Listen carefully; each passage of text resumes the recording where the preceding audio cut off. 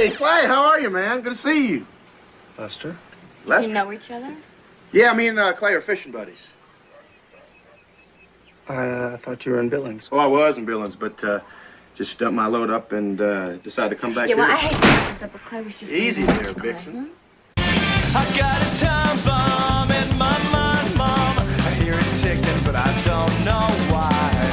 It has begun! It's showtime.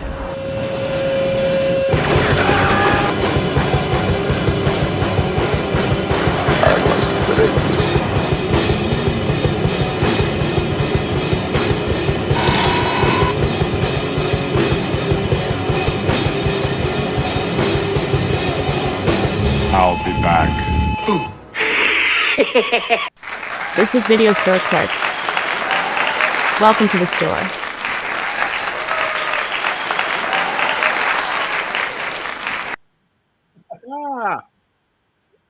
Hello, everyone. It is Tuesday at 10 p.m. I am Chad, man. I'm Dave. I'm Mike. And he was I'm muted. What a donkey. That's Chuck Nasty. Chuck Nasty. Chuck Nasty. We are your video store clerks. Yeah, I fucked that one up, sir. It's all on me. All on me. We're live. I'm a rookie. You can't do that all night. That's going to kill me. Anyway, tonight we are going to be talking about the 1998 film Clay Pigeons, starring Vince Vaughn, Joaquin Phoenix, and Janine Garofalo, as you see in the little things beside Chuck's head, to the left and the right. The graphics, if you will. The covers, the alternate covers. And as usual, we will be going over the news, talking about the film, having our usual random clip of the week, and running some ads, and then getting the fuck out of here. Shit. And then you can check us out on the replays many, many times. Just first want to say thank you to all the new subscribers. We are pushing well over 600 now, and we're moving along. We appreciate all of you. We really do. Without you, there is no us. You completely. Anyway, like I said, as we start out every show, let's check out the news.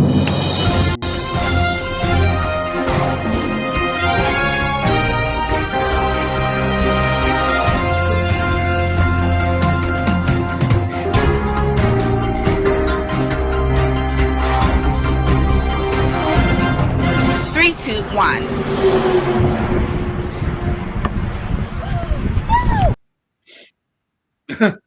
Oh shit! Oh shit! I dropped the camera. Sheet. And as we start out the news every week, the top 10 box office films of today. Domestic. Domestic, especially with this first one. Number 10, Hope on the stage tour in Japan. Japan? What? Japan. What? This is a movie? It's a live show. I'm not sure of what, but it is hopeful. And it brought in $939,000 this week. First week out. No Okay. idea. Number 9, The Last Rodeo, did 2.1 mil this week, bringing its 2-week run up to $10.8 million. And number 8, Friendship, 2.5 mil this week, bringing its 4-week release to $12.3 million. I don't know where that went, but it did not land. Number 7, Thunderbolts did 4.7 mil this week, bringing its 5 weeks up to $182 million. And number 6 is Sinners, still pumping in some change, did 5.2 mil, bringing it to 267 mil the last 7 weeks. We actually did get a chance to watch it this weekend, and it's not too shabby. I still have yet to watch it. I'm very excited about it. It's not bad. I like it. Number 5, Bring Her Back. First week out, did 7 million even. I don't think that really looks very well. Number 4 is Final Destination Bloodlines. What? I was just gonna say that movie's getting some awesome reviews. Like Bring Her Back. It's saying it's like pretty scary, as well as it kind of fucks with you heart wise too. Like it's got some you know. He's got enough heart troubles.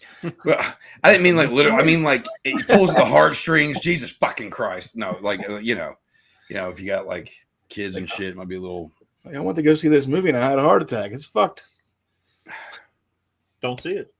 I heard it was good. Feelings here, Chuck. We don't have feelings. But anyway, number 4, Final Destination Bloodlines did 10.8 mil this week, doing 112 the last 3 weeks. We got the newcomer in number 3, the Karate Kid Legends, did $20.2 million. Opened in third, huh?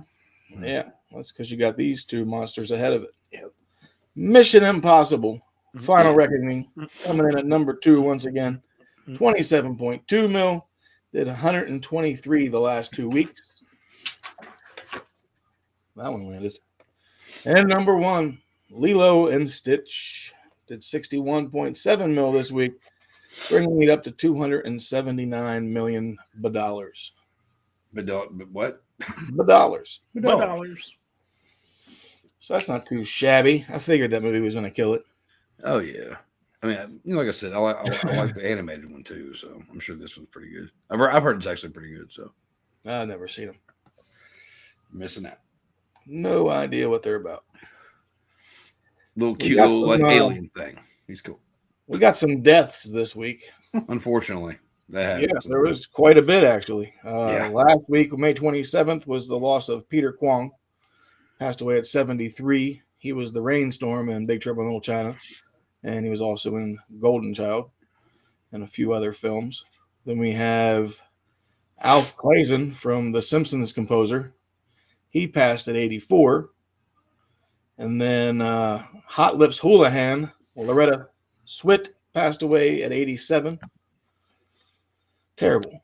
And then we got the loss of Jonathan Joss, who played John Redcorn, voiced John Redcorn and won the King of the Hill series, and he passed away at 59. Terrible. Yep. Lots and lots of deaths this week. No bueno. I'm curious about the King of the Hill reboot they're going to be doing. You're doing a reboot? Yeah. Reboot a cartoon. I mean, they're making like they're all older, and Bobby's like a grown ass man, and like I don't really know. Like I think Hank's supposed to be doing a podcast or some shit, and like I don't know. I'm curious about it. I don't know. We should get him on the show. Be cool just to have like cartoons, I guess. Damn it, Nasty. God damn it, boy. Rather have Boomhauer. Oh man, you got that shit, man. I haven't tell you. It's good. Go shit. Slice, good stuff. Bob Dylan in real life. Oh, yeah, I love Bob Dylan. I don't care. Yeah. Anyway, other news. There wasn't a whole hell of a lot that I found, really. Dave found and sent to me, whatever. I don't have anything to do Chad doesn't read the newspaper, folks, is what he's saying. I don't know how to read. This is all in Braille. I don't know. I got nothing. Anyway, apparently 28 years later was filmed on mostly iPhones. And they say the first 28 minutes is supposed to be kind of crazy, and they did that on purpose because just to throw the 28 in there somewhere else. I don't know. I've only ever seen the first one. Fantastic. They're both good. I enjoy both of them. I'm curious about this third one. I still think they should have had a months in there before they went jumping to years. Well, I think with the months, though, I mean, like, probably be pretty close to, 28 seconds later. 28 milliseconds later. We're not talking. Never mind. Canceled. Anyway. That's the epilogue. Yeah. Speaking of Sinners, there's been a lot of rumors of Sinners 2 being made, and Ryan Coogler says no. He doesn't want anything else to do with franchises besides the Black Panther. So he'll be doing the Black Panther 3. Like I said, I haven't. Gross. I haven't seen even those movies either. I just heard they're really bad. Yeah, Sinners. I haven't seen it yet, but from the way it sounds, it's not a movie that needs a sequel.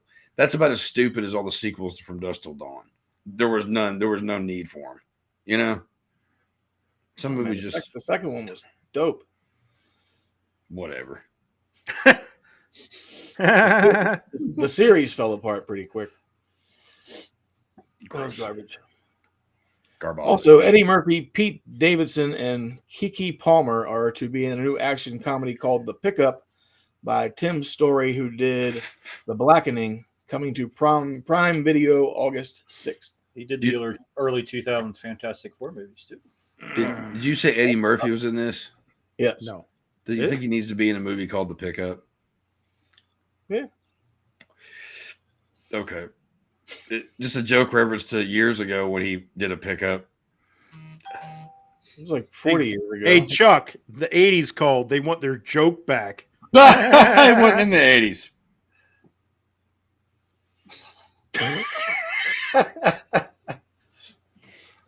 And last but not least, the new Frankenstein trailer dropped from Guillermo del Toro, which is released November 2025 on Netflix. So no Halloween, no theater. That's kind of a bummer, actually. Yeah, I feel like that movie would kill it. But I'm not sure when that movie The Bride's supposed to come out, though, either, so that might have something to do with it. We'll see. We will see. And that's all I got for the news. Good. Excellent. You guys hear anything that I didn't say? I'm not I can think of. I mean, there's a lot going on in the news, but nothing we really want to talk about. Well, I mean, like, entertainment-wise. Yeah, not of course. Worldwide. No, not that matters. That's what I say. The news does not Fuck matter. them. Fuck celebrities. Anyway, go on.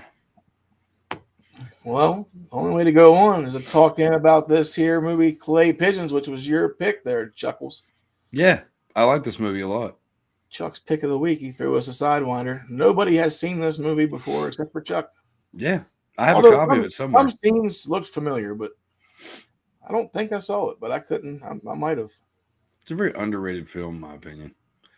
There's every. I always liked it because it's got that real dark humor throughout the whole movie. The characters are great, and yeah, and it's also a serial killer story. So I mean, it's kind of got a little everything you want all in one. I will say, like, I don't understand how Vince Vaughn never got more serious roles like this too, because he pretty much played a pretty decent psycho that had like a fucked up mind. Yeah, the way he was. Only his comedy caught on. That's Well, kind of a shame. Well, he did. They did try to have him as Norman Bates. It was the same year. Same year. Yeah. Yeah. And that was a mistake. Now, it wasn't so much. That wasn't his fault, though. That was. I was going to say it wasn't his fault. And honestly, he probably honestly wouldn't have done. I don't think he did a bad job as Norman Bates, but that movie was garbage. It was dog shit. That was a terrible idea. It was a bad idea. Yeah, Clay Pigeons came out on September 25th, 1998. Wow. Had a running time of 104 minutes, so it's fairly short. It's not a 2-hour-long movie. The budget was $8 million, and it did not do well in the box office, only bringing in $1.7 million. So that sucks. The first Rush Hour came out. It was either a week. I think it was a week before. Either a week before or a week after this did. And 98 was a pretty good summer year too. So bad timing. This movie just wasn't gonna. I'm trying to figure out. Didn't stand a chance. I want to say that I first saw this on like at a friend's house on like HBO or some shit. Makes sense. Something like that. And I only watched like part of it because I came in on part of it or whatever, and then found it somewhere randomly for like $5 or $6 on DVD. It's probably at a pawn shop somewhere. Because I used to loot those places like it was nothing, but not literally loot, but like I would just go there and get all kinds of shit. Sorry, wording's bad. Heyo, but no, yeah. Ridley Scott's company produced it too. Yeah, him and Tony. R.I.P. Yeah. Great Scott's. Written by Matt Healy, and I don't think he ever did anything else after that. I couldn't find shit about this guy. And then directed by David Dobrin, and I believe this was his first theatrical directed movie. I think he did mostly fucking like commercials and music videos and shit. And then he went on to do this. Dobkin. What did I say? Dobrin. Dobberinahan. But he's a big fan of Vince Vaughn. Apparently, he ended up directing Wedding Crashers later on, which I think is probably, in my opinion, Vince Vaughn's best movie. But I'm saying Dodgeball. Dodgeball, okay, I could see that. Love me some Dodgeball. You're erroneous. Erroneous on all accounts. And then Fred Claus. He had the brilliant idea to direct Fred Claus with Vince Vaughn. Oh, Vinny. I've always liked Vince Vaughn. I've always thought he was just, and Wedding Crashers, I think is probably his best movie. Well, this is probably, I think, maybe like his 5th or 6th film. Like he did Swingers and stuff, back in like 93, 94. Yeah, he wasn't really really known. He wasn't typecast into that comedic role. Until Wedding Crashers. He did Swingers, and then he went into Jurassic Park, and I forgot about that. He did the other movie with Joaquin Phoenix, Return to Paradise. Yeah, came out the same year as this. And then you got this, and we just talked about Psycho. So I mean, he was trying to be a real actor, and it just didn't work out. I know. I mean, he did that. What's that fucking movie? Cell Block. What is it? I know you know what I'm talking. Where he's in a jail, and like Don Johnson, old guy. Yeah, like Vince Vaughn he's in prison, and like because he goes to jail because of something. I remember what it was, and then like I was gonna say maybe that's a sequel to this movie. The Cell. Well, like he kicks a lot of fucking like ass in this. It's Cell Block something. And I have to look it up, but it's a pretty serious role. If you haven't seen that one's fucking violent. I've seen it before. It's not bad. It's good. It's good stuff. It was He's a weird. good actor. It was weird too because that's after he started playing in all these comedic roles, and then Brawl and Cell Block 99. There it is. Never saw it. Yeah, it was weird seeing him kind of go back to a serious role after seeing him in a lot of comedies. Yeah. Oh, for sure. But this movie here always cracks. This movie, like the very beginning, like as soon as it starts, you see him out in the field shooting guns. Who's him? Huh? Who's him? Pronouns, pal. Joaquin. There you go. Oh, Clay. Shooting guns with Gregory Sporletter, who's Earl. And then it turns out that Earl's basically just trying to set him up, and he's going to kill himself and make Joaquin look like Joaquin killed him, all because he's fucking Earl's wife. So that's what sets the mood as soon as the fucking movie starts. So you're like, all right, this is going to be fucking wild. Couple guys shooting beers, shooting beer bottles, and the twist, having a good time. And then he tells Joaquin tells Clay to go, hang up the bottles and all that. And he points a gun right at him and starts giving him shit. And it's pretty obvious that Clay's lying about not sleeping with the dude's wife. And then it just kind of goes downhill for Clay from there. Like movie with character with the worst luck in the world. I'm going to say this is one of them. Well, he just has Patsy written all over his face. He's taking the fall for everything. Just setting this man up. Yeah. But it starts you out with that twist, because you think, it's a couple buddies hanging out shooting the shit, and then whoop, swerve. It's like Amanda said that you two been fucking. She's like, he really likes it from behind. He's like, I don't know why she would say that. What would make her say that? This is crazy. That shit always cracked me up. But then then he ends up shooting himself in the leg for whatever fucking reason Earl does. And then he's trying to frame him. Yeah, because he has Joaquin's gun, Clay's gun. And then he shoots himself in the leg. And then next thing you know, he just shoots himself in the fucking head. It's like, well, all right. This is a problem. What the fuck happened? So then he runs over to Amanda's house and he starts telling her about it. And she's like, I don't know what you're talking about. So then he has to go clean this shit up. Because she's just a fucking, she's a bitch. She's a something. There's a lot of words for her. She's the town hoa. Well, didn't Earl say something like, "Oh, she was a virgin when we got married"? Yeah. Like, no. Then Clay's like, she was there pretty. There is nothing. Earl, you got duped, pal. Yeah, he got super duped. Yeah. Which whenever I first saw Earl, and then it was Gregory Sporletter, I was like, that's the fucking dude from The Rock. He was in all kinds of shit back in the 90s. Yeah. Like, that's what I remember him from the most from was The Rock. Fucking gotta bring up some Nicolas Cage shit. Oh, of course. Always. Shout out. Listen, he goes to Amanda's house and tells her what happened. She plays it off and is just like, I don't know what to tell you. Like, fucking make this shit go away. So then he sets up and fucking makes it look like he was just stupid drunk, driving around in his truck and fucking goes flying off this cliff. And then I like whenever he like pushes the car out or the truck out, and then it goes flying off the cliff, and then it lands and it's all banged up and it doesn't explode. He's like, well, fuck. And then all of a sudden it explodes, and he's like, all right. And then he has to call the cops to let them know that he found his buddy's truck down this ravine or whatever, all blown to shit. Which small town, everybody knows each other. So the sheriff and Clay know each other, apparently. And yeah, it takes place somewhere in Montana. Yeah, and that was can't remember the actor's name, but the guy that plays Scott the sheriff. Wilson. Yeah, it was Walking Dead and Herschel. Yeah, and a bunch of other shit too. Sheriff Mooney.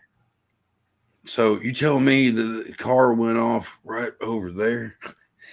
Like the funny thing is that the interaction with Clay and the sheriff that happens multiple times that we'll get to cracks me up, because the sheriff is just trying his best to make it to where Clay doesn't look guilty as shit, and Right. it's just like, I don't know. It's like, man, you must really like believe this kid, and he does. But yeah, good shit. Yeah, I didn't know if they didn't establish there's any kind of relationship. Like, he's not related to the sheriff in any way or anything like that, right? It's just small town. They just know each other. Small town, man. That's Yeah. how it goes. Looking out for the kid.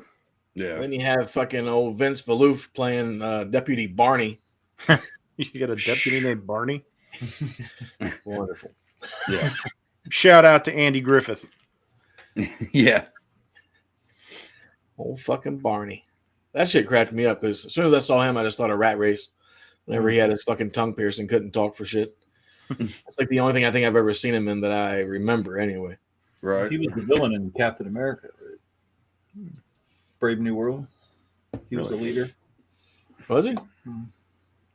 I believe so.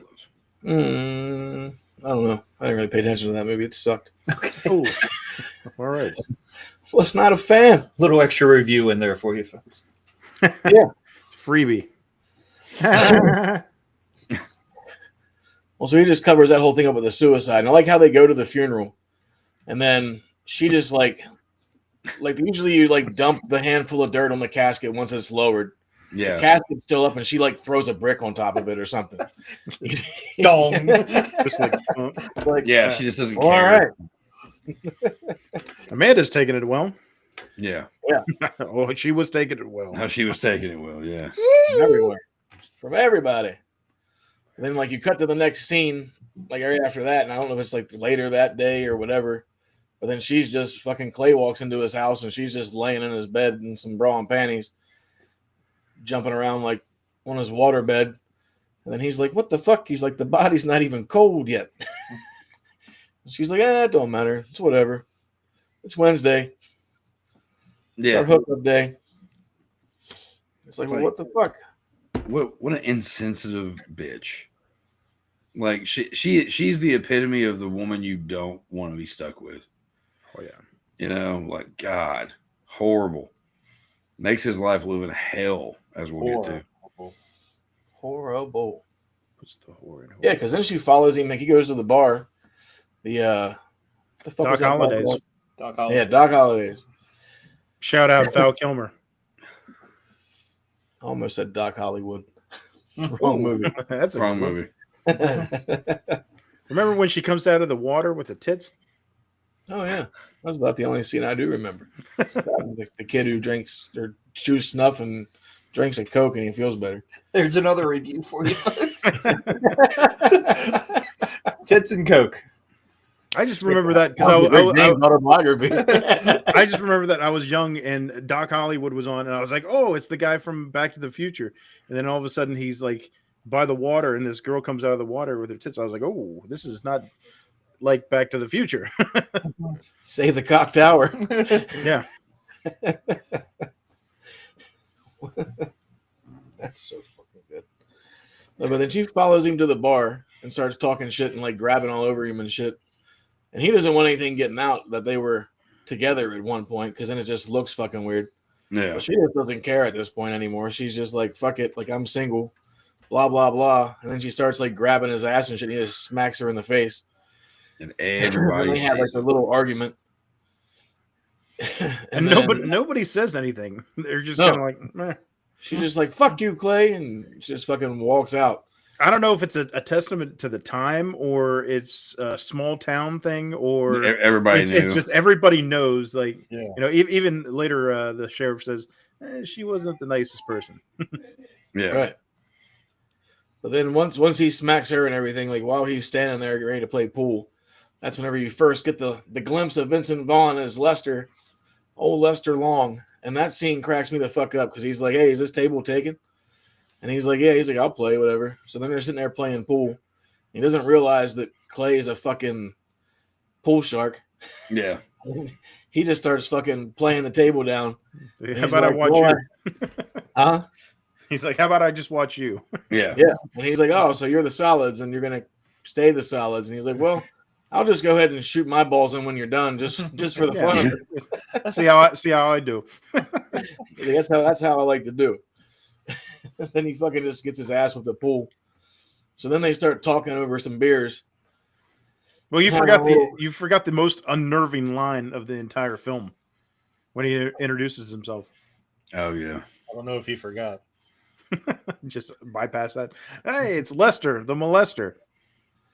You kind of get like why would you ever like that? I don't know. Yeah, I mean it's a very awkward scene too because he just stops and doesn't say anything after that. Well, like you get a good idea. I mean, of the kind of guy he might be. You know, just I mean, because you that's kind of a fucked up thing to say. You know, right? To a guy you just met. Yeah, it's weird because all the other scenes, for the most part, before you realize that he's a killer, he comes off very charming. So that was one of the weird things where it's just like, okay. Yeah. Because Clay no sells it like, oh, okay. Like, yeah, that's a weird thing to say. Yeah. Yeah. Well, it's just funny because like they're just sitting there like just drinking and bullshitting or whatever, and then like they're talking about fishing and everything. And then like I mean, I don't know, like that whole scene's kind of weird. Well, I mean, he praised Clay for smacking her. Yeah, and Clay's like, I shouldn't have hit her. I shouldn't have smacked her. And he's like, no, man, you know, you got to do blah, blah, blah. So it's like, okay, strike two, you're a piece of shit. Like just keeps racking him up slowly. So like, oh, he really is a villain. Yeah. He's like, you got your point across, didn't you? Yeah, that's what. And actually, Clay says like before that he doesn't want to talk about it. Yeah. He's like, man, we're having a good time. Let's not bring her up. Yeah. He's like, we're having a good time. Let's not. And Lester keeps pushing it. Then says like Lester had his eye on her when she first came in and all this. And Clay's like, no. I'm telling you, stay far away from her or whatever. Yeah, she's crazy. Yeah, so then I think what after that is when like the next scene would be whenever they're on the lake, and then they're sitting there fishing. And then Vince Vaughn just like, he's like, oh man, he's like, you should light a match or something. He just smells some stench. But meanwhile, like Joaquin's over there, like trying to push a dead body floating in the lake. Wait, back into the water. we skipped a whole part. that comes to this. Yeah, because after why is Clay worried that he sees the Oh dead yeah, body? because he went and picked up Gloria. Yeah, so the waitress back at whatever the hell, he picks her up, takes her back to the place, bada bing, bada boom, gets the old in and out. And unfortunately, Amanda is waiting by the door, shoots at them at the on the waterbed, and nails Gloria. She's dead. And then it's this whole big thing to where now he has to go dump the body. He wraps it up in a sheet, dumps it, and then moving on to where we're at now. They're fishing and something stinks, but Clay had noticed that there's a body floating, and Lester he makes comments or whatever, and then he sees the dead body, and then oh, there's a dead body, and so there we are. Poor Gloria. Yeah, poor girl. Yeah, bullets weren't the only thing that was shot in her. No, but she had some nice cans. Oh, Jesus. She had cans of Coke everywhere. Don't talk ill of the dead. No, but then they were on the boat or whatever, and then they're sitting there and they're like debating about pulling her in, and then fucking as soon as like Vince Vaughn grabs her bloated ankle from sitting in the water all fucking day, then fucking Joaquin starts blowing chunks. And then fucking, what the fuck, Vince Vaughn says some crazy shit. I was trying to think of it too. He was like, "Ah, damn, I love the open water" or something. Yeah, and he's like, then they fucking decide to like, well, what are we gonna do? So they take her body back to shore, and then they're driving in town, and then just to go get the cops or whatever. Then, because back then there was cell phones, but I guess they don't have cell phones in this little town. Yeah, they weren't as popular as that. No. Like they weren't a thing really. 97, 98. No, it's not like he's gonna have my first cell phone. It's not like he's gonna have that brick phone or anything like that. That was like his ass into beepers too. So yeah, and I like the fact that like whenever he sees that body floating in the water, that he's just like trying to splash it away. Yeah, like pushing away with the oar. Yeah, like what are you trying to do here, pal? You're not gonna get too far. No, because in his mind, he thinks it's Gloria. Yeah, yeah. And then he realizes later that it's not, and then they're driving down the road or whatever, and then Vince Vaughn's like, maybe you should just tell the cops. Like, I don't need to. I go to work. I'm gonna be late. I'm gonna be fired. I got shit to do. He's like, I got other priorities. I don't want to lose my job. So then he for some reason, Vince Vaughn is driving his truck, and then he just drives himself to, I guess, his job or whatever. And then you see Joaquin jump back over into the driver's seat. And he's like, "No, man, I don't want you to get fired." He's like, we'll go take care of this or whatever. And then he goes out to takes the cops back out there. And then it's just funny because they bring her in or whatever. And then Clay lights a cigarette. And the sheriff's like, "Let me get one of those." So then they're just sitting there talking for a minute. And then the sheriff's like, "Just next time I see you, just hopefully there's no more dead bodies. Do me a favor. Don't find any more dead bodies." That shit cracked me up. Because I'm like, yeah, fuck it. Fuck it. Fuck it. No, see, I thought this was a golden opportunity for Clay because it's like, okay, Lester is going to go to work or whatever. If he really thought it was Gloria, then he can do whatever to hide it or whatever, make it go away. Right. Because it's like, because at this point he doesn't, suspect anything with Lester. And it's like, okay, if you're trying to cover up, this murder that you did, I don't know if calling the cops into it would be the best idea, but he did it anyway. And then it's just weird too, because the next day he goes back to the police station and they're talking, or was it that day? I don't remember. I think it was that day because he went to work and they pulled him from work. Oh yeah, and went to the hospital or wherever it was. And then they were talking because they found that girl's body, and he was asking him about who the fuck was her name, Gloria, seeing if they were hanging out or whatever. And he was like, we hung out that night, and he's like, she left around 2:00, and I ain't really seen her since. And he's like, well, why didn't you say this before? And he's like, I just didn't feel like it was relevant. Yeah. It's like, okay, this chick's been missing for a couple of days or a week or whatever it's been. How do you not think this is relevant? But then fucking So then after he talks to the sheriff about that, he knows that the sheriff knows about Gloria. So then he hauls ass over to Amanda's house. Well, the sheriff's talking about somebody different. He's talking. He brings it up that like the woman that was found was stabbed. That the woman was stabbed when Gloria was shot. Yeah. So like, so that's when he realizes, oh, that's not old girl. That's not the body that I put in the water. And then there's some curiosity there. And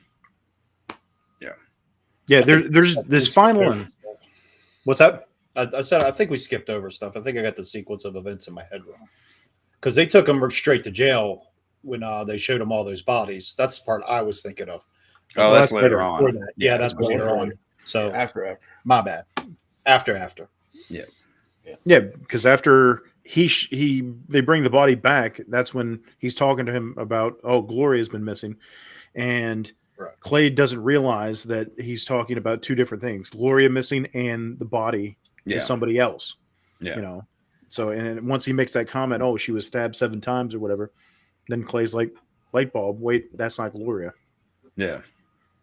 I forget the other chick's name. They ask him about it later. How'd you know she was a female? We didn't even.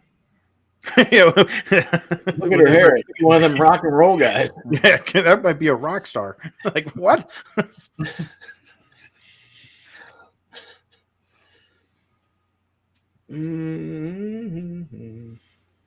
Look at the notes, Chad. Oh, I have them. They're just fucking jumbled.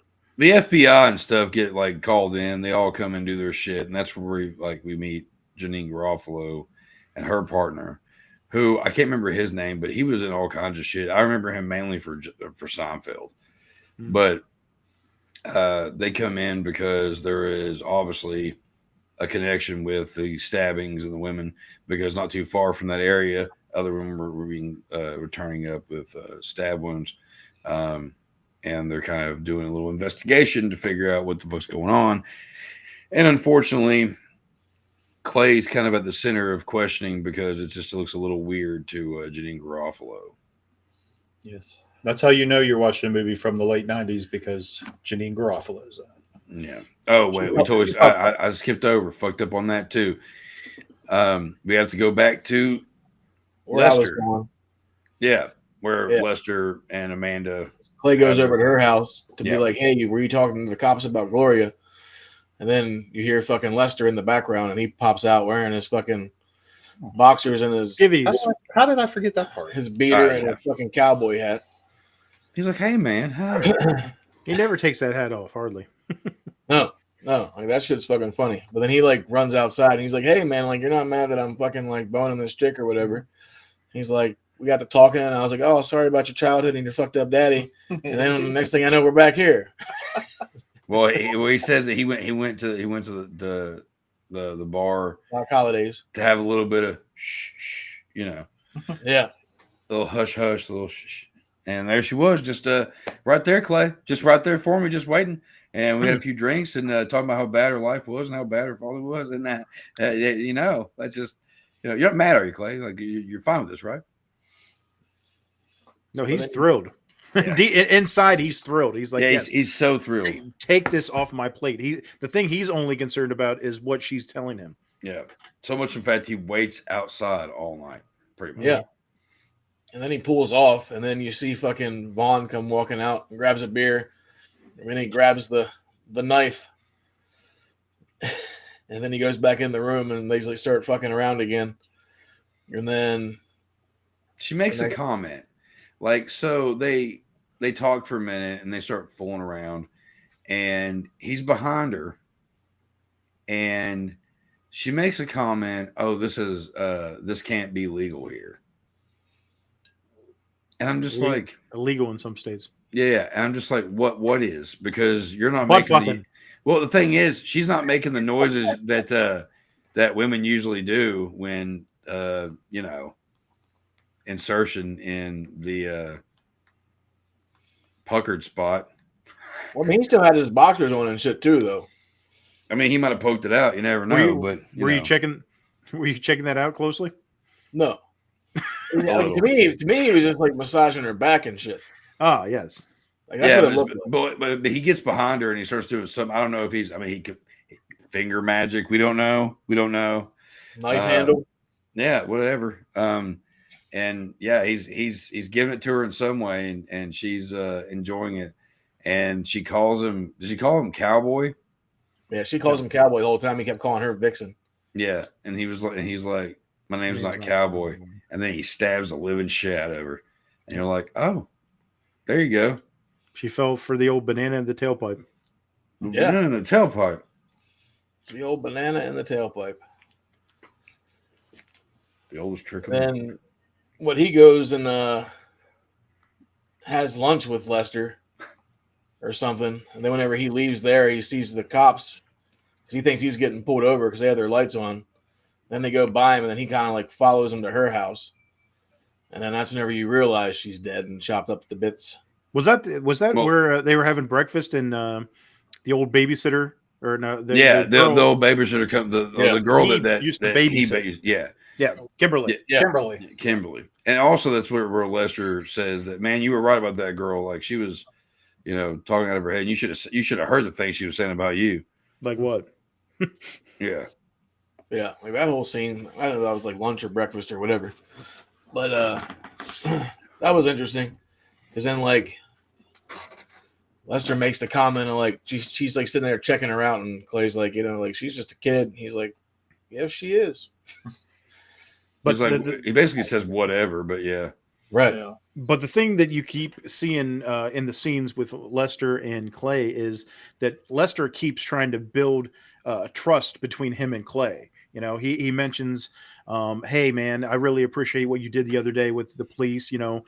not including me and everything. And like, he goes out of his way to make it known to Clay, like, hey, I that means a lot. And, I would do the same for you type thing, So he's trying to build this relationship with the guy. And, that leads into what happens later on. Yeah. Yeah. So that's where the FBI and stuff come in. They're at Amanda's house, and they're all, seeing how slaughtered she is. And that's when Janet Garofalo and her partner come in, and they're trying to be professional. And then Barney walks in, steps in that big pile of blood. Yeah. And amateur hour. Yeah. Can you not step on the evidence? Like, Just she's kind of perfect in this role. I don't know. She just does not seem like a very fun person to be around. I mean, she does steal Amanda's weed, and she does. She gets a bag of weed, and while they're at the hotel, she decides to pop in some VHSs that they took for evidence or whatever, and she's watching Alien, and then she notices something. Well, she's getting stoned. She's watching this. She orders a pizza, and she's acting completely all like stoned, hippied out. And then she's watching it, and then she's like, "Holy shit!" And then you found out there's something on that tape, and that's when they end up calling in Clay, and he's like, "Oh, me and Amanda didn't have a thing, like, And then she shows him the video, and he's got her in a very awkward position. Well, I had two problems with that scene. One, somebody taped over Alien. True. I said the same thing. And two, she ordered a cheese and broccoli pizza, it sounded like. Yeah. I'm like, what the fuck is that? And I like how whenever she goes to the door, the bed's just vibrating. Right. Pizza guy's like, she puts the quarter in the bed. He's like, yeah, whatever. And then once she sees what's on the tape with Clay and Amanda, then she's like banging on the wall for her partner, and he's sitting over there watching Lassie. Right. And he seems so annoyed because Lassie just started, just came banging on the wall, and he's like, and he's got like evidence photos all over the place. Yeah. On his bed. He's all tucked in, all nice and neat. Phil Morris playing Agent Renard, who was actually like, I know him from fucking Fresh Prince of Bel-Air because he was Hillary's fiance. Oh shit! Okay, yeah. Oh, okay. He's the one that died during the Trevor. Was it Trevor? Trevor. Yeah. He jumped out of the plane. Yeah. Hillary, will you marry? What was he gonna say? Yeah. Okay. I thought I recognized him for something else. I knew apparently the place, but I think that's what I'm thinking of is Fresh Prince. Yeah, apparently the three movies that Agent Dale takes is Alien, True Romance, and Swingers. Huh. So Alien, directed by Ridley Scott, True Romance by Tony Scott, and then Swingers starring Vince Vaughn. Little Easter egg. Yeah. Nice. Easter I didn't eggs. even notice that. That's pretty funny. Yeah, it's pretty funny. I But then they decide to bring in old Clay for questioning. And they get him in there, show the video and all that shit. And now he is suspect numero uno. And he is that when he starts talking about Lester and they don't believe him? No, not to, he doesn't bring anything up about Lester at that point. Okay, that's He right. doesn't It's a say little anything- later, yeah. He doesn't say anything about that until Gloria's body shows up. Yeah, he tries to lawyer up at this point, and then Scott Wilson tells him, like, "Hey, you don't need a lawyer. You're not being charged with anything yet. Yeah. Just, if you have information, please share it with us or whatever." And they can even at this point, Janine Garofalo's character and her partner, they've been tracking this guy for a while. It's not like his first rodeo. Yeah. So they're kind of like, okay, we know this isn't the guy, but he's tied into this somehow. Yeah. Yeah. Yeah. So they're Because just kind I of think after he gets interrogated, doesn't him and Lester like meet up after the interrogation? That's kind of whenever Clay puts the shit together and realizes that Lester's after the Amanda thing, he really is, but then you just realize he's the one killing all these people because it's all stab wounds. Yeah. Yeah, once he knows that Amanda was stabbed to death, and he's like, okay, put two and two together. Amanda was stabbed to death. The chick at the lake was stabbed to death, and Lester was the last one with Amanda. Then he knows Lester is the guy, the killer that they're looking for. Yeah, right. And then that's whenever he goes back and talks to the cops, and then kind of rats him out. And then he's like, his name's Lester Long. He works at He's a truck driver. Serrani something or other, some kind of truck driver. And then at that time, whenever you see the phone ring and he's in the office, and then the girl answers the phone, and then she's like telling him like, hey, he's like, any calls today? And she's like, why didn't anybody call for you or whatever? He's like, but someone did call about that Lester Long fella. He's like, who? And she's like, the FBI. And that's whenever he's kind of like, all right, they're on to me a little bit. She calls him Bobby. And then she's like, well, who's Lester Long anyway? And he's like, I am. Yeah. And then she kind of stares at him. The weird thing about that scene is it kind of reminds me, remember the movie Frailty? Mm-hmm. When you kind of find out that Matthew McConaughey is the other brother and all Whoa! that. Sorry, spoiler alert. Oh my God, the movie's been out for 20 years. Jesus, probably longer. And it's kind of the same scene where the girl's like, "Who's this?" They keep thinking that blah blah blah or whatever. It kind of reminded me of that a little bit. Yeah, yeah, kind of weird. A good movie. Yeah, I love Frailty. I think it's a great movie. But then after that is, I think, whenever they get the warrant to search Clay's house, and then he gets called into the bedroom, and the guy's like, why is this floor all fucked up or whatever? And he's like, had a problem with the waterbed. And he's like, oh, yeah, been there before. Yeah. That's so weird. And he's just like, all right. Then he just kind of walks out. And then he starts checking the house some more. And then fucking Clay's just sitting around watching the baseball game. And then he's like, I found something. He reaches underneath the sink and finds the bloody knife that was used to kill Amanda. And then he's just kind of like, well, fuck. Then he gets arrested. And then you see him fucking just laying in the fucking jail cell. And then the sheriff brings him some food. And he's like, I'm not hungry. And he just tries to go back to sleep. And then he wakes up and Lester's just fucking sitting there. And he's like, hey, morning. And he's like, what the fuck? And he gives him a cigarette and shit. And then he's basically telling him look, you're fucked. No, he's telling him his plan to get him out. Yeah. He's still acting like they're buddies. Yeah. He's basically you need to just stay here. But it's funny because he's like, how'd you get past Barney? He goes, what, Sleeping Beauty up there? Yeah, this is all while Barney's asleep. Yeah, Barney is worthless. Dead to the world. Yeah, it's been pointed out multiple times that he is not good at his job. Now, earlier on, this is something I noticed, and I couldn't find anything about it, but there was a scene where I think they were in the hospital, and Barney's sitting there sleeping. Yeah, the guys took the pencil and stuck it in his nose.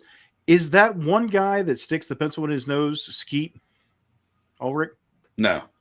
No? It looked like him. It looks like him, but it's not him. Because Amanda is his wife in real life. The chick that plays Amanda? Google. Pretty sure it's not.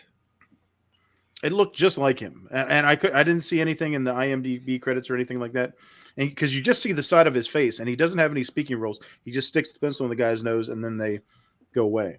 And I was like, "Is that Skeet?" And then whenever I was looking right at her profile, and it's like, "Oh, what's her name? Regina Cates is his wife in real life." So I was like, he could have very easily just had a small little part there. So. Kind of like Tom Cruise and Young Guns. Yeah. Mm-hmm. Yeah. That I remember when I found that out, I was like, oh, that's interesting. You would have never even known. He should be in the third one. That'd be cool. Not really. Wow. Georgina Cates does not look how she used to at all. Well, yeah, she's 50. Well, yeah, but whatever. That's 27 years ago, pal. I have to go back and look. Have to see that part again. I think it is. I think we might be breaking. It is. I think we're breaking ground here. I think it was him. I don't think it was him. I'll have to go back and check. I'll see if I can pull something. Oh, I can. But we can keep talking. I'm gonna do this while we're on here. Oh, I don't think it was Skeet Ulrich. I don't. Okay, I don't think it was Skeet. We'll see. We'll get to the bottom of it. Yeah. Are you playing detective now? Just call me Barney Fife. All right, Barney. Well, so then, Lester ends up leaving the jail and then goes to the bar, and then that's where Agent Shelby, Janine Garofalo, is sitting there just drinking, and he's like sitting there trying to like smooth talk her. Wait, the cigarette thing is a big deal too. Oh yeah. Because she found cigarette butts. That's how they knew that it was the right guy, because of cigarette butts. He clips off the so why not filter. just buy filters? I like it this way. Yeah. So anyway, back to the bar. She's sitting there. Lester walks up. She's sitting there, and he's like trying to pick her up or whatever, smooth talking her, playing with her hand and this and that or whatever. And then the other chick just kind of comes in, and then he's like, "Oh well, shit! Like I have another date going on here." And then she seemed so disappointed too. She did, because he was. I think she was having some fun there. Yeah. Oh, and that's when she looks into the ashtray and sees the cigarette butt broke off, which they found as evidence in Amanda's room was the broken cigarette butt. That was not hers. And then that's when she kind of like pieces it together, and she's like, "Oh fuck! Like that was the guy. Like let me get the fuck out of here and go back to the jail and get Clay." Which Clay's not there, because during this whole scene, Clay tricks Barney into coming into the cell and to get food, and then snatches his fucking gun out the holster because he's fucking Barney. He's like, "Man, what the fuck you want, Clay?" He's like, "Are you gonna fucking starve me to death?" He's like, "And turn up the heat. It's cold in here." And he puts his jacket on, like he's about to just dip out. Yeah. And then he fucking just steals his cop car and shit, and fucking rolls out. And then fucking Janine gets back there, and he's nowhere to be found. And she's like, "What the fuck?" And he's like, "Yeah, I got locked in here. Clay took my gun too." It's like, Jesus. It's like, are you fucking kidding me? Like, this fucking guy's an idiot. So then, like, what do you think? I can't. It's hard to see. I'm trying to bring it up here. It looks like him. I don't know. I can't. Because my lights and shit, you're not going to be able to see it. No, too much reflection. Okay, so we're coming up on this part, and I got to ask before I forget. Mm-hmm. So the Lester has Kimberly at that spot by the lake where that little pier is. Yeah, we're basically there. How did Clay know he'd be there, and how did what's her name, Agent Shelby, know they would both be there? Did they say that at some point and I missed it? I think Clay knew, because first that's where they found the floating body, And then whenever he goes and he sees all the, like, I think she says, we're going to drag the lake. And then whenever he goes to the hospital, there's like a whole line of things with dead bodies on them. So I think that he realized that, like, that's his dumping ground. Yeah. Well, going back to what you said about them dragging the lake, whenever they show up, whenever they find Gloria's body, more Barney. And then fucking she's like, "Hey, Barney, quit poking the body with the stick." He's like, "I'm just trying to find something." Thank you. I'm like, what the fuck? So I think that's how Clay figured it out. As far as I guess Janine Garofalo probably figured it out too. Like, okay, this is. I mean, he did have a cop car. Did she like low jack the cop car to see its location? Maybe. I don't think she would have had time for all that because she kind of like ran in there. Realized Barney's a fucking idiot, then she left. Yeah, I don't know. Maybe she put the 2 and 2 together. Like, okay, that's where the dumping ground is too. I mean, where else are you going to go? Next spot though, because they're on the dock with Kimberly. And why'd she go out there by herself anyway? Yeah, she didn't call her partner. Mike, where is it that you're because we're watching on the same thing? I'm pretty sure. Where is that scene? 50 minutes and 28 seconds, I believe. But who's counting? Time stamp. But whenever I was going back and looking for that scene, another scene that we didn't talk about, well, we talked about, but something that stood out to me, because, you know, Joaquin Phoenix, you know, gets into his roles more so now than he did before. But after Gloria gets shot and he gets up and he's in Amanda's face right there, like he gets her, backs her up against the door, and he just goes bam, bam, like man, he was punching that door like that. I 100% believe he was punching that door full force. Yeah, I think he kind of cracks a little bit when he hits it. Yeah, yeah. But I was a pretty intense scene, actually. Yeah, you can feel the emotion, you know. Yeah, he's really good at intense scenes like that. He's really good. I think he's better at scenes like that than he is just like casual dialogue back and forth. I was never a big Joaquin fan, and then like just watching like his stuff now, then going back and watching some of his older shit too. Like, I definitely give the man props. Like, yeah, I'm not sure why I was never a huge fan. Like, I don't know. I guess because like I didn't see him. One of the first things I remember seeing him in was in Gladiator, and he played a real bitch in that movie. Oh yeah, 8mm where I pretty much like remember first seeing him. Signs. Oh yeah, Signs. There you go. When he was a kid, he was in something, and I can't remember what it was. He was in a lot of shit. Yeah, I think he did like 2 things with his brother River. Oh, did they do movie? I couldn't remember if they ever did a movie. I think they did one movie together whenever he was really young, or maybe it was a commercial or something. I don't remember. I know I've seen something with both of them on the YouTube. On the YouTubes. Yeah. Good old Leaf Phoenix.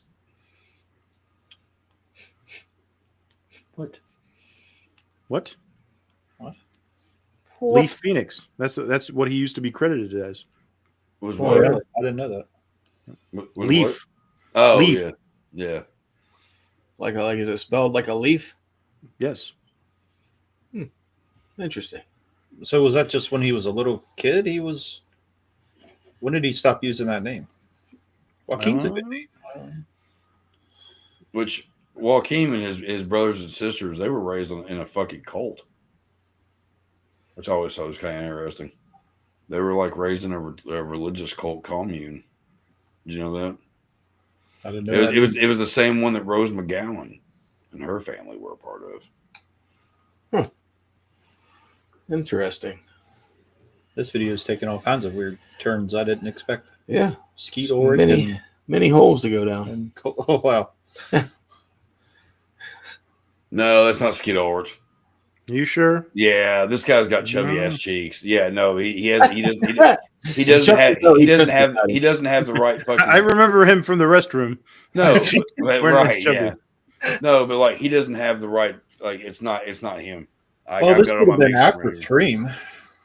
Oh, okay. So as a youngster, Joaquin took his cues from older siblings, River Phoenix and Rain Phoenix, changing his name to Leaf to match their earthier monikers. Huh. So it was River, Rain, and Leaf. Are they gypsies? Tramps and thieves. Hippies. Yeah. Kind of like, what, isn't Johnny Depp a gypsy? Wasn't his parents gypsies? No. I don't No, know. he's from Kentucky, and his mom used to work at J.C. Penney. Like, no. All right. R.I.P. J.C. Penney. He was just a southern boy that went off to Hollywood to be a rock star and became a movie star. Just like George Clooney. And Jared Leto. Jared Leto's from Kentucky? No, went off to Hollywood to be a musician and became an actor. Oh. Because his band sucked. This band sucks so bad. But yeah, that is totally not Joaquin or not Skeet though. So it's not skated on. Nope. No Skeet on this movie. All right. So look, he goes. he saves that poor woman. They're gonna kill that poor woman.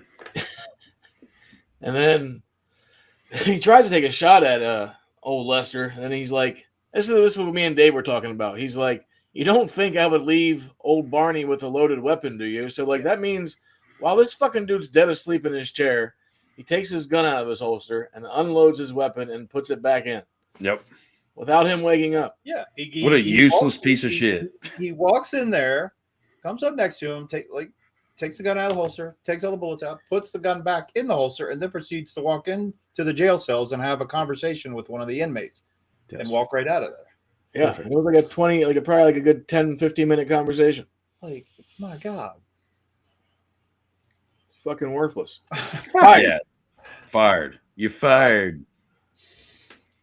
Over and over again. Yeah, fuck that guy. He's annoying. I think that's the last of Barney's stupidity for the He's movie. just dumb. He's just dumb. But then fucking Janine shows up and she's like, "Which way did he go?" And he points to one direction, which is not even close to where he was at because he's on the other side, just hanging out by the tree. And it was a weird interaction too, because like the way he did it, he was just kind of like, oh, weird. You know, I thought like maybe Lester had stabbed him or something like that. Well, he punched him in the face. Well, yeah, but like just the way he was acting, it acted like, you know, like I was expecting him to like turn around because it cuts away, so you don't know what happens between them. Yeah. And then all of a sudden he's like, oh, like hemmed up and is like, it's just like pointing her in the other direction. His nose is bleeding too. His nose is bleeding, but he just the way his mannerisms were weird. So I was like expecting him to turn around and have like the knife in his back or something. Mm-hmm. Well, me and Dave were talking. It almost seemed like the ending of this movie was rushed. Yeah, because it gets wrapped up really fucking quick, and then it's just like, what the fuck just happened? Yeah, like I wonder if they could have made it like an extra like 15 minutes long, and then maybe hit the 2-hour mark, and then actually wrapped it up a little more. They didn't do that much back then. But I also didn't mind the ending, though. No, that's what I'm saying. Like, it was okay, but I just wanted to see more. Yeah. Like, I wanted to see a slower, I guess, somewhat drawn out, not rushed feeling type ending. And I would have liked to see them actually. I would have liked to see them actually go like major blow. Like they had that moment earlier on, but I would have liked to actually see like, you know, Joaquin beat the living shit out of him or some shit, and then or at least a shootout of some sort towards the end. Yeah. But, you know, it's a good little, you know, it's like, oh, they definitely got him, you know. Yeah, because he, like, sends him, like, I guess she went one way, then he went another way.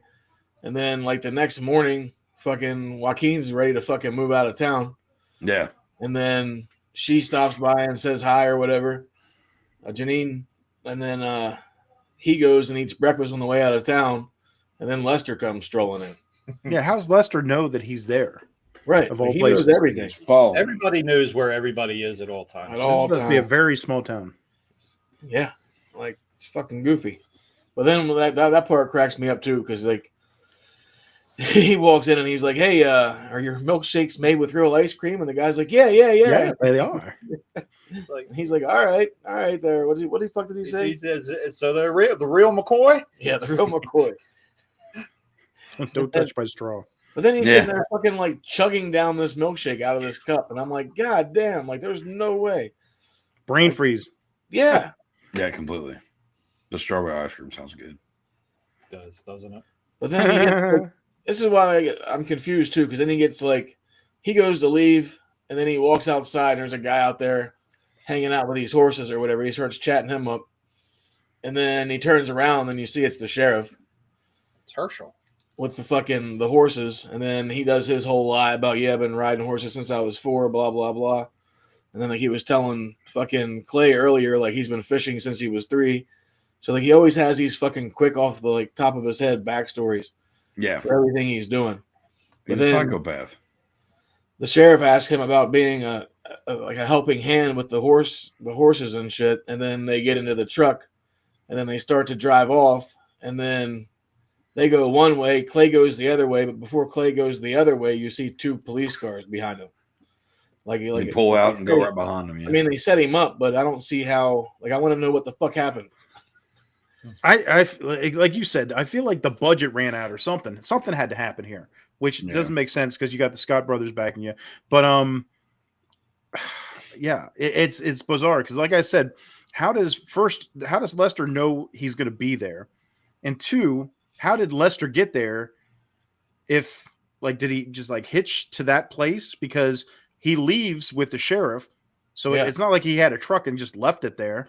Unless he stole a vehicle and then ended up there and then knew he could just hitch a ride out to dump the vehicle. They don't really explain it. I agree. They don't really explain much. He did hitchhike from the lake the night before, whatever. So he even told him, like, it took me 2 hours to get a ride from there. True. Before, but then did he hitch to this place? And how did he know to hitch? Probably, but I don't know. If anything, it would make sense that he followed Clay to this place. But then how would Clay know to have the cops there waiting for him? Yeah. Right. You know, unless there's so much that's like just missing. It just all just like it's a clever it's a clever idea. But it's like, okay, how do we go from point A to point C when we kind of missed out point B with not knowing that, you know, like how you know Lester's gonna even show up there, like all that shit. But I mean, but it is, if they would have done some more with that ending, it would have been a good ending. But it also doesn't make sense the fact of, okay, well, they could have just busted him, you know. I don't know. It doesn't really explain why because they could have busted him out of the fucking lake. Yeah. Why did he point her in the wrong direction? I mean, they could have busted him at the diner before they picked him up. Yeah, right. They could have just come in there and be like, hey, dude. Instead of like taking him to like the edge of town and then doing it on the road or something or whatever the fuck they were doing. But I mean, going back to the lake, like Lester's just hiding behind a tree. Lester doesn't have a gun. He just has that knife. Yeah. And she shows up with a gun. And why couldn't Clay be like, hey, he's over there behind the tree. You got a gun, fucking arrest him. Right. Maybe he was trying to show like the whole friendship thing. Like there for a second, maybe. Hey, maybe you're my friend. I'm going to help you escape and then set you up to get caught the next day. I don't know. Well, you know, and that's the other thing though, is like, did we really even like touch on that? The fact that that's why he didn't want him to get out of prison or get out of jail because he knew that like if somebody else dies, you know. Yeah, we talked about it a little bit, but yeah, the end. They know he didn't do it. Yeah, like the end is a little bit of a mess. It's a cool shot. It's a cool ending shot. You know, you see him pull out, you see the cops pull out or whatever, and get behind the horse truck and shit, or the horse trailer, and then him drive off. You know, like it's a good shot. It's a good closing shot. But unfortunately, there is not a whole lot of how does, you know, there are questions. There are questions. Yeah, very questionable. It's like, did he pull the knife out and stab the cop because he had to know that was the sheriff? I mean, I don't think they passed each other really in the film, but I mean, he seemed to be a pretty smart motherfucker. Did he though? He was doing a lot of dumb shit. I mean, he was, but I don't think it's just because he knew he'd get away with it somehow. If anything, he just came down. He just, like I said, he comes across as a very charming, like Ted Bundy-esque guy. You know? Yeah. And I don't know. For me, with this film, I went through phases. So before I started watching it, first it had a couple different things going against it. Like you said, Chad, I've never been a big Joaquin Phoenix guy. And Vince Vaughn, whenever he's not doing comedic roles, I'm not really big on that either. So I was just like, okay, flat, but yeah, I'm like, okay, let's see how this goes. And then it starts out, and then you got that Amanda chick. So that added another level of like, oh my gosh, this reminds me. I'm like having PTSD of like women from my past, and I'm like, oh god. But then once it got going, and things started to take turns and everything like that, I was like, this is actually kind of interesting. So I got into it about midway or whatever. And once you find out that Lester's the killer and everything like that, I'm invested. I'm like, okay, where are they going with this? How are they going to wrap it up? And then now, once we get to the end, I wanted more. I was disappointed with the third act. We spoke of them not really having any kind of final battle or anything like that. I think I wanted to have some kind of confrontation with Clay and Lester ultimately. Agreed. And the second part, I wanted, I was kind of disappointed at the end where they're just, the cop cars are driving off to get him. I'm like, okay, the whole point is Janeane Garofalo and her partner have been tracking this guy and they never get their man. I mean, you assume they get their man, but you don't have that scene where she finally fucking busts him. Like, oh, yeah, I've been hunting you down. I've been hunting you down, and I finally got you, motherfucker. So that's the two things I wanted out of this film. I wanted the big confrontation between Clay and Lester, and I wanted Janeane to get her guy. Yeah, I didn't even think about that. That's a good point. Usually in movies like this, that's usually what happens. Yeah, they've been searching like Silence of the Lambs or some shit like that. It's like been on the trail of this person for so long. Yeah, I didn't even think about that. I agree with you on that 100%. That's like I was saying though. Like you don't know if he pulled the knife out and stabbed the sheriff. You don't know if the sheriff pulled out a gun and had him like held up while they were in the truck. You don't know if like they were driving him to meet up with the FBI dudes down the street. Like you don't know.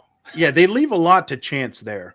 I think if anything, it would have been more interesting if they're sitting there at the bar talking there at the end, and then all of a sudden, Janeane Garofalo walks in and hands him the strawberry milkshake.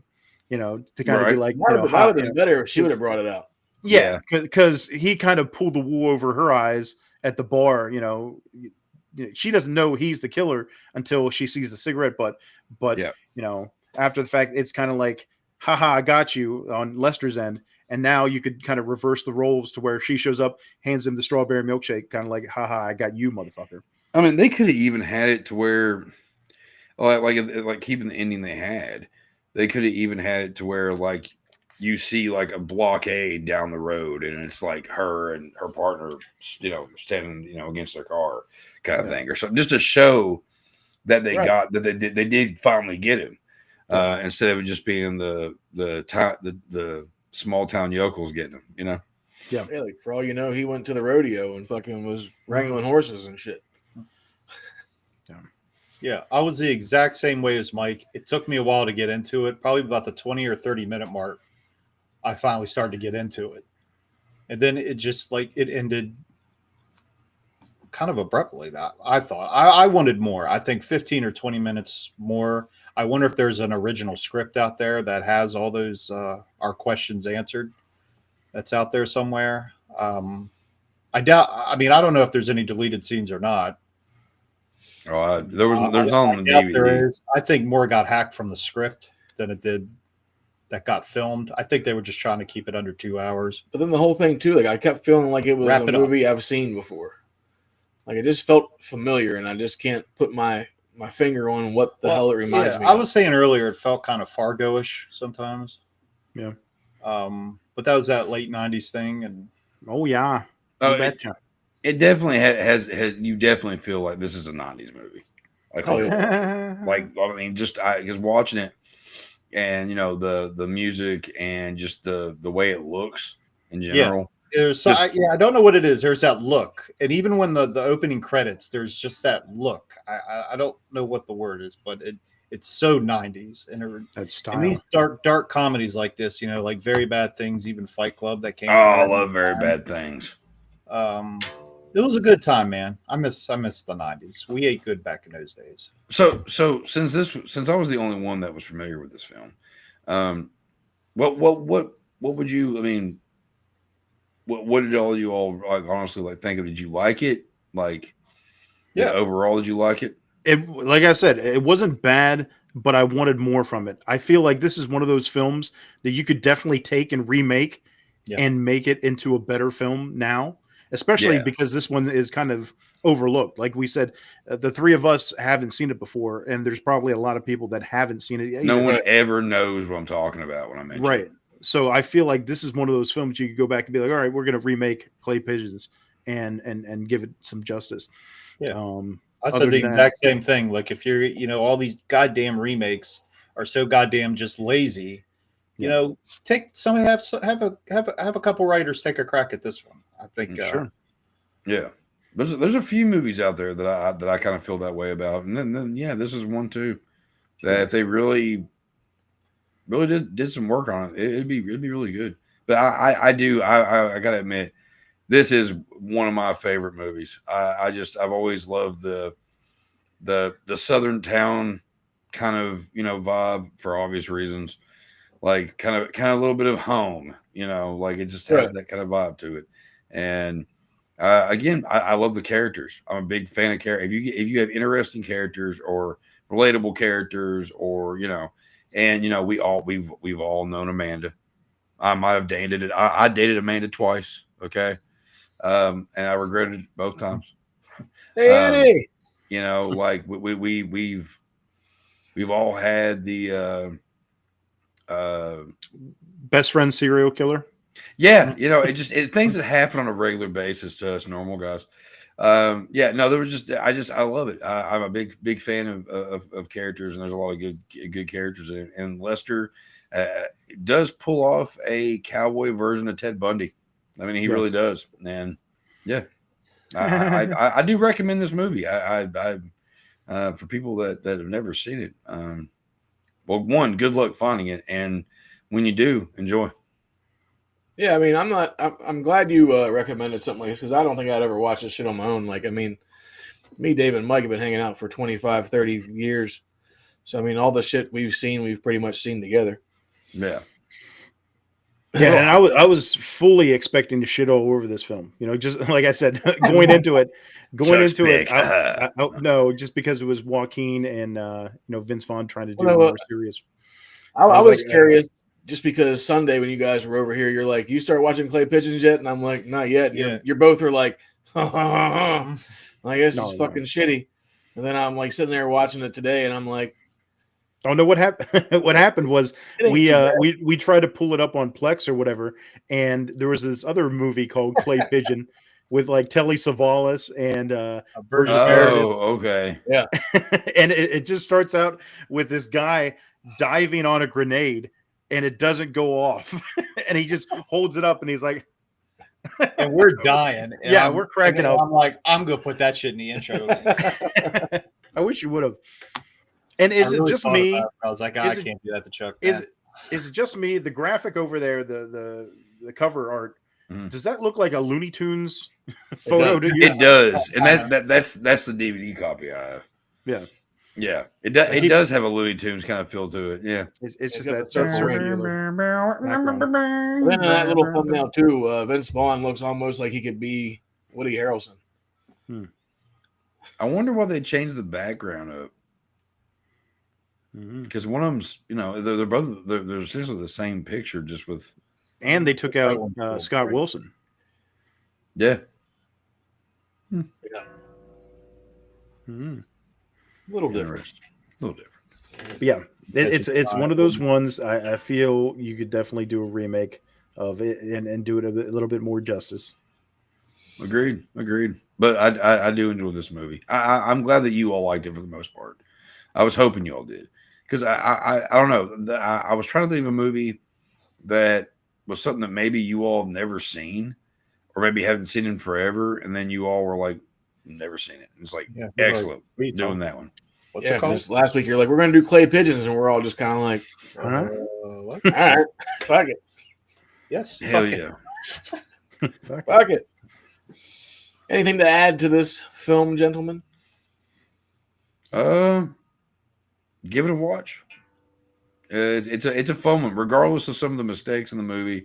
some of the questions that one might have watching this movie. It's a good one. I mean, it honestly plays out. This is something else I wanted to make a point about. It plays out more like a series. The way it's shot and stuff, it has like, you know, this whole big thing, whatever, and then it almost looks like it's going to a commercial, and then it comes back and it has like that 90s drama kind of TV show vibe to it, you know, which I kind of actually liked it. I think I actually dig that, honestly. But yeah, I thought the storyboard breakdown was good though with the axe though. Like I thought that they played it pretty well, but I just thought the ending was wrapped up way too quick. Yeah, I think we're all in agreement on that one. Yeah, but I definitely recommend it. It's a fun one.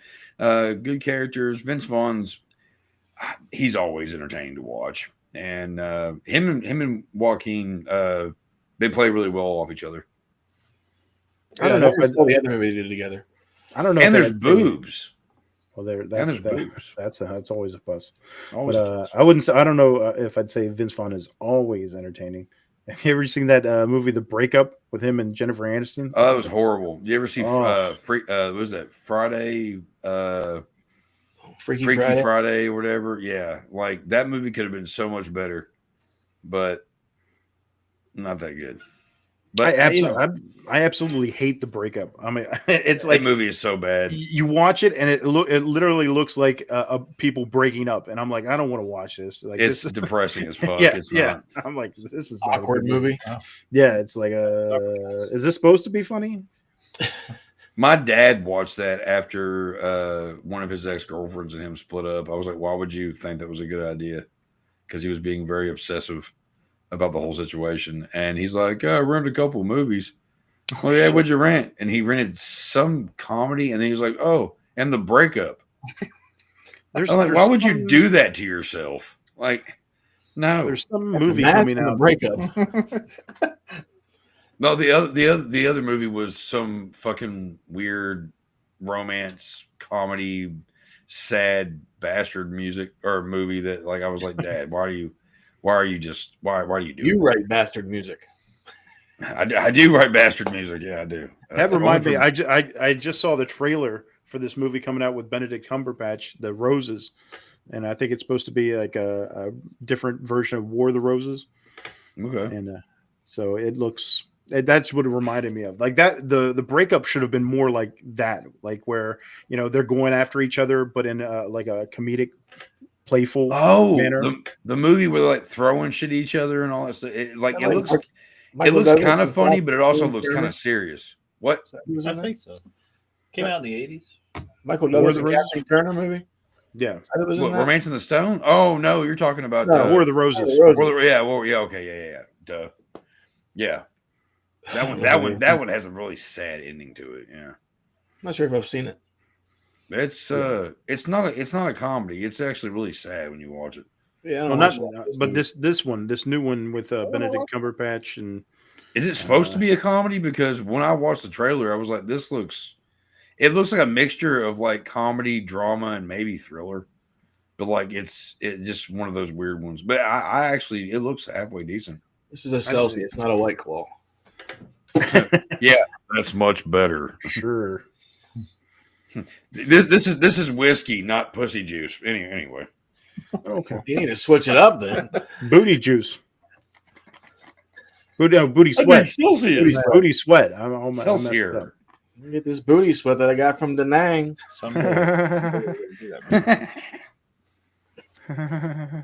That's another. If you're wondering why I'm doing a stupid laugh, it's because that's the dumb Vince Vaughn laugh. Like, I don't know if that's his real laugh or it's a laugh that he's manufactured, but he's done it in multiple films where he's like, ha.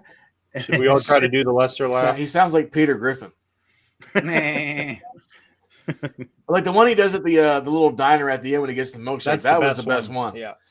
Like it's fucking over exaggerated.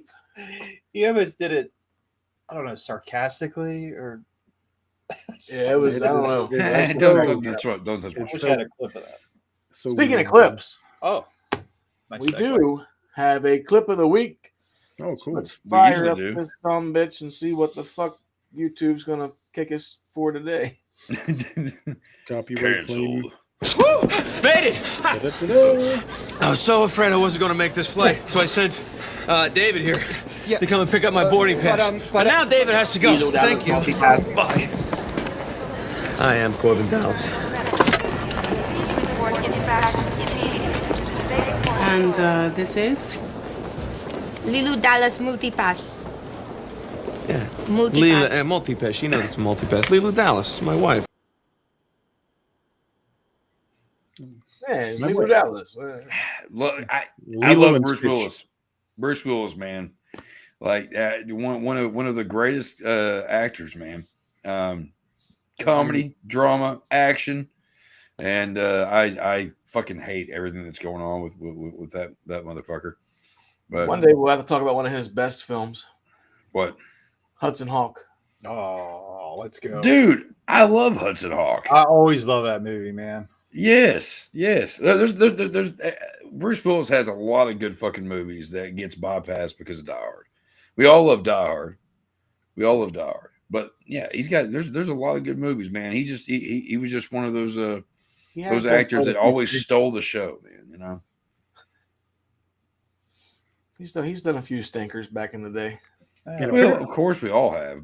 Well, we all have, but whatever. There's always bad, whatever. But there's more good than in his filmography, I think, than bad. No, I agree. Whole 9 yards. Huh? Whole 9 yards. Yeah. Those are funny though. Those movies were funny, but and the thing is, I'm not even a fan of Fifth Element.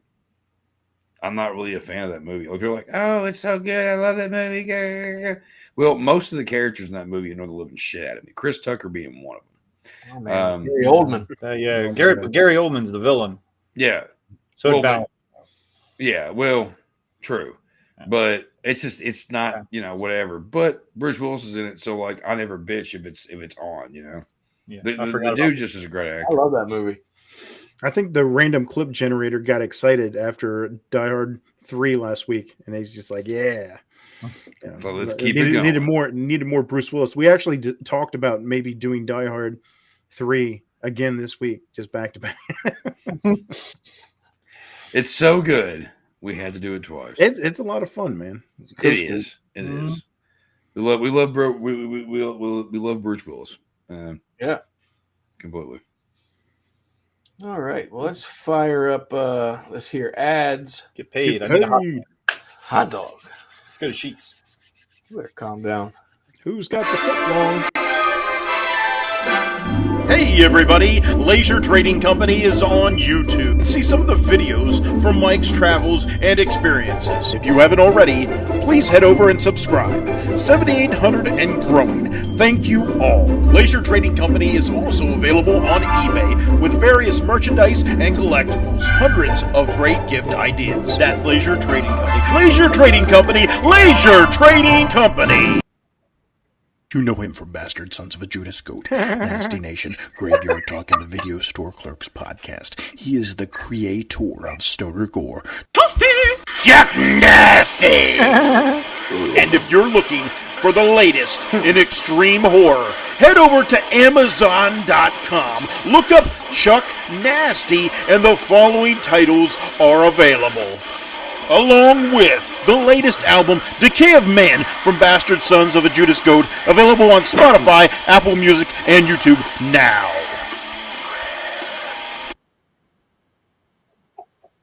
Along with Chuck's other titles, Chuck, take it away.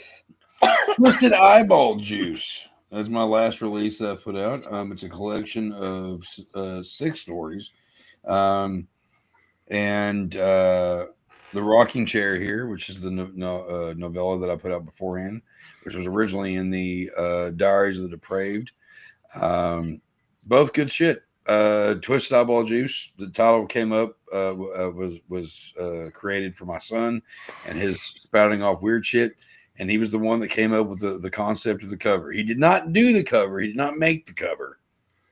But he was the one that when I asked him, hey, how should the cover look? And he said, a bunch of eyeballs in a blender. And I went, you're really my son. And there you go.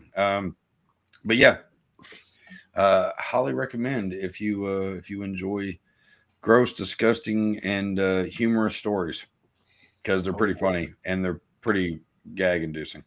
Alrighty then. Good shit. Gag reflex to read Chuck's material. Yeah. I appreciate that. And Bastard Sons, Decay of Man, check that shit out. We are actually starting recording process this Saturday. I'm laying down drum tracks for our new EP. Oh yeah. And I will have the title's pretty badass. I'm not gonna say it on here right now, but like the title's pretty awesome and the songs are killer. Dun dun dun. There you have it.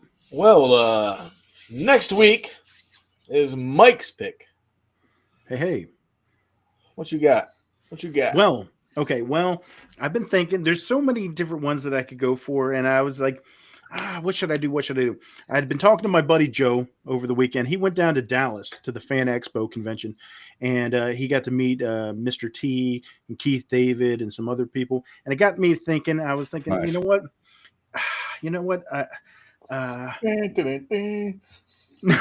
not A Team. But I came here to chew bubble gum and watch movies, and I'm all out of bubble gum. So let's watch John Carpenter's They Live. Let's go. Hey, fuck yeah. That's all, man. John Carpenter and They Live, always a applause worthy choice. Hell yeah.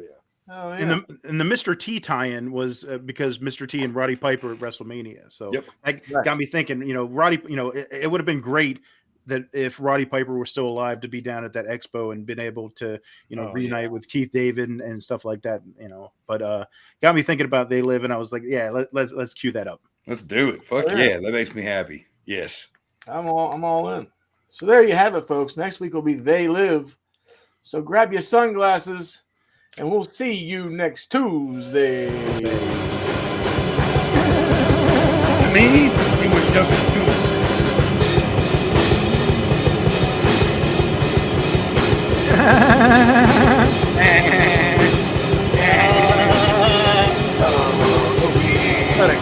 Is that a goat?